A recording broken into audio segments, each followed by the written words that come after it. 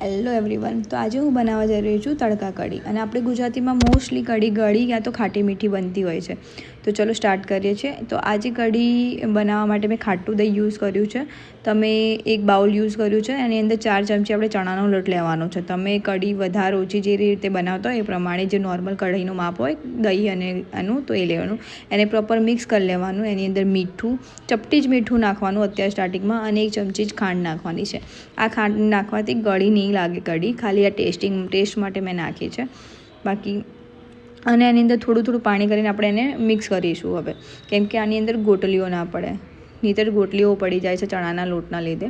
તો એને પ્રોપર આપણે થોડું પાણી કરીને એડ કરીને મિક્સ કરીશું ને તો ગોટલી નહીં પડે. અને પછી આપણે જે પ્રમાણે પાણી જોઈતું એ પ્રમાણે આપણે કઢીમાં પાણી એડ કરીશું. હવે આપણે આ કઢીને થોડી ઉકળવા મૂકી દઈશું, કેમ કે કઢીને તો ઉકાળવી જરૂરી છે. જ્યાં સુધી કઢી ઉકળશે નહીં ત્યાં સુધી પ્રોપર કઢી બને નહીં. તો આને આપણે અડધો કલાક સુધી પ્રોપર મિક્સ થવા દઈશું. અને અડધો કલાક પછી આપણી કઢી મિક્સ થઈ ગઈ છે પ્રોપર દહીં અને પાણી. તો હવે એનો આપણે વઘાર કરીશું. તો મેં તડકા પેન લીધી છે, એની અંદર આપણે 2 થી 3 ચમચી ઘી નાખવાનું, કેમ કે ઘી વગર તો કઢી આપણી અધૂરી છે. તો એની અંદર મેં અડધી ચમચી જીરું, અડધી ચમચી આપણે મેથી, આખા મેથી હોય ને મેથીના દાણા, એ એડ કરવાના છે. એ બંને ચટકે એટલે અંદર આપણે તેજપત્તા એટલે કે તમાલપત્ર, તજ અને 3-4 લવિંગ અને બહુ બધા મીઠો લીમડો એડ કરવાનો છે. અને એની અંદર આપણે નાની એવી થોડી એવી હિંગ એડ કરવાની છે, ચપટી, જે તમને કઢીમાં પસંદ આવે એવી રીતે. અને બધું બરાબર પ્રોપર આપણે મિક્સ કરી લેવાનું છે. અને એના પછી આપણે એની અંદર 1 ચમચી નહીં, 1 મીડિયમ સાઇઝની ડુંગળી કાપીને એડ કરવાની છે. તમે ડુંગળી ના ખાતા હોય, લસણ ના ખાતા હોય તો આ કઢી તમારા માટે નથી. આ ડુંગળી લસણ સ્પેશિયલ છે, એટલે ડુંગળી એડ કરવાની છે. એ થોડી સતળાઈ જાય એટલે એ 2 મરચાં અને 7-8 કળી લસણની લઈને મેં કૂટી નાખી છે.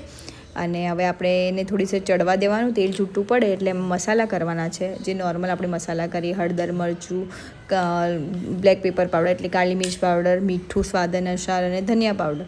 એ પ્રોપર મિક્સ કરીને એને થોડું બી ચડવા દેવાનું. તેલ છૂટું પડે એટલે આ કઢીને આ વઘારને આપણે કઢીની અંદર એડ કરી દઈશું. અને પ્રોપર મિક્સ કરી લીધું, કેમ કે પ્રોપર મિક્સ નહીં થાય તો કઢીનો સ્વાદ આવશે જ નહીં. એટલે આ વઘારને પ્રોપર આપણે મિક્સ કરીશું અને 5 થી 10 મિનિટ એને ઉકળવા દઈશું. 5 થી 10 મિનિટ પછી એની ઉપર આપણે લીલો મસાલો એટલે ધાણા એડ કરીને ગાર્નિશ કરીશું. અને આને પછી હું લઈ જઈશ મારા ટેસ્ટિંગ માટે. અને આ કઢી તમે જરૂરથી બનાવજો, અને ટેસ્ટ કેવો આવે છે એવું મને કમેન્ટમાં જરૂર કહેજો. મેં ભાત ઓલરેડી બનાવી દીધું. આ કઢીને તમે ભાત સાથે, રોટલી સાથે, કંઈને બી સાથે ખાઈ શકો છો.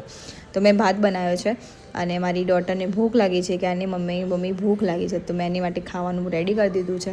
હવે આપણે એની જોડે લઈ જઈએ છીએ. એ એનું બેસી છે રમવા માટે, તો ત્યાં હું લઈ જાઉં છું. હવે એનું રિએક્શન જોઈએ છે અને કેવી રીતની કઢી લાગે છે. એનો ફેસ જુઓ, એના એક્સપ્રેશન દેખો.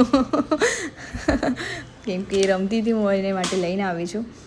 હવે એ ખાય છે. એને બહુ જ મસ્ત લાગ્યું છે. તમને બી મસ્ત લાગશે, તો તમે બી ટ્રાય કરજો.